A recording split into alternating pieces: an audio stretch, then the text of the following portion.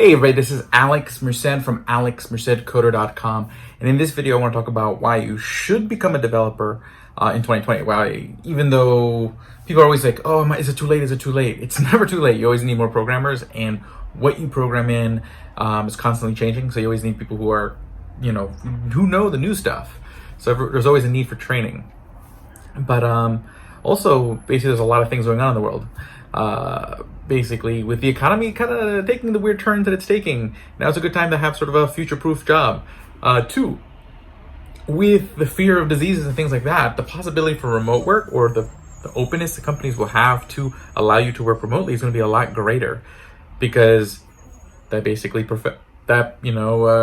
future-proofs you from future sort of contagion type stuff. So that's something that's pretty cool. But a little about me.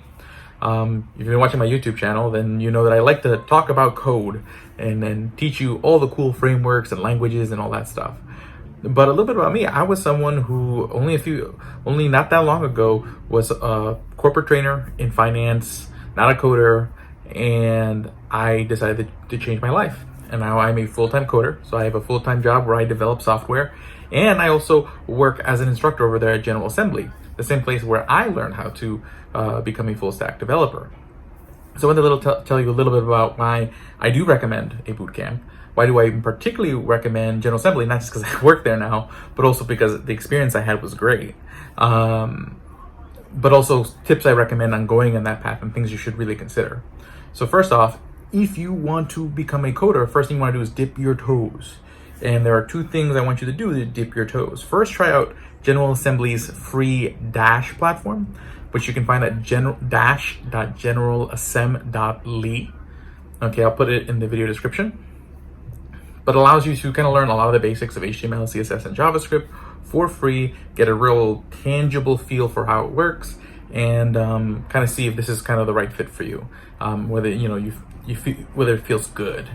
The other tool I would get is SoloLearn. SoloLearn is a mobile app. It's a great mobile app for learning coding.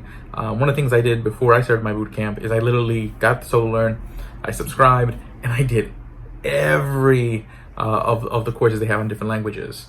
Because even though a lot of people say, well, you should only focus on one language, learning the basics of many languages allowed me to understand a lot of the concepts a lot better, because I saw the same concept over and over again, and was able to separate what's the difference between the syntax, with the way I do it in the code versus the actual concept, the actual idea. And that, I think, paid huge dividends for me later on. Okay?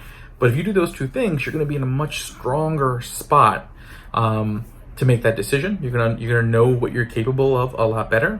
And then, sign up for a bootcamp. And the General Assembly has different options. They have, what I did was what's called a securities engineering immersive, where literally for like 3 months, 10 to 6 p.m. you're with instructors and IAs doing a lot of work.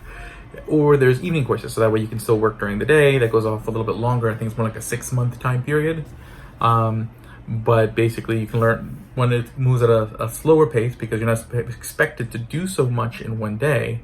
But on top of that, you can continue to work during that time. Generally, if you're doing the immersive course, you have to be prepared to take 3 months off from life, like entirely.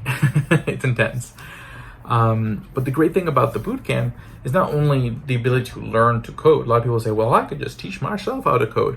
There's a lot of other things that really benefits you as far as like discipline.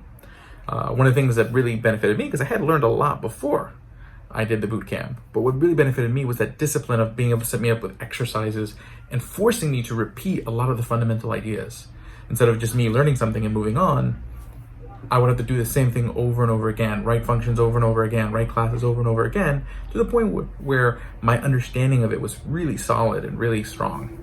On top of that, you get to work with a career coach, and the career coach gives you really good advice and really helps frame how you're going to approach your job search. Okay, if it wasn't for that, I don't know if I would have had the same clarity to actually have the success that I did, because I had a job offer before graduation date.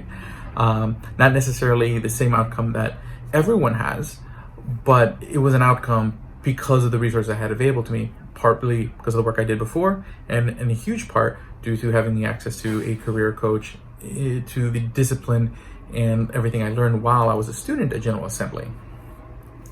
So bottom line is, I think it's a good idea to become a software developer. It is never too late.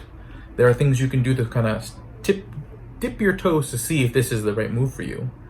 But if you decide this is the right move to you, I do think a bootcamp is a good way to make sure you have sort of a structured, disciplined approach to ensure sort of the quickest success possible.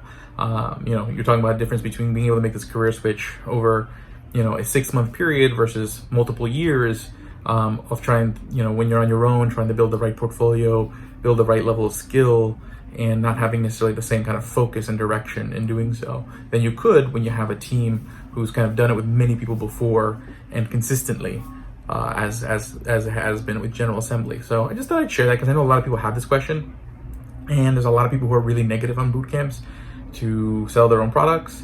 I mean, I have lots of cool tutorial videos you can watch on YouTube, and they'll help you be a better coder. I highly recommend that you do watch my videos. They're free. But it's the structure of the course, it's the discipline, and also the support that you get that makes the bootcamp sort of the extra added value. And I think a lot of people take that for granted. Being able to be pointed in the right direction, having someone that you can talk to who can guide you along the way makes a huge difference.